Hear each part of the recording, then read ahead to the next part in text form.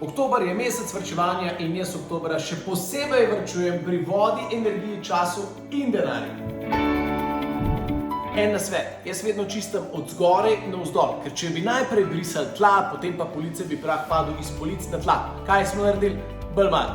Tako da vedno je treba najprej začeti gor pri lučeh in iti počasi navzdol. Zaključam pa jaz vedno pri čiščenju tal. Dobro, in to vedno moram počistiti. To je pustil, ne moramo se sami.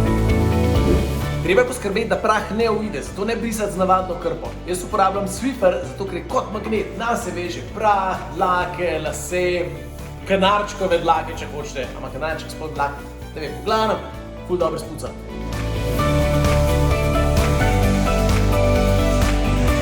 Pa še nekaj je zelo pomemben, čistiti in pospravljati treba sproti, zato ker brez vize vikende za take stvari stran metati. Pa še moje mi ne težite za sabo ne pospravljati.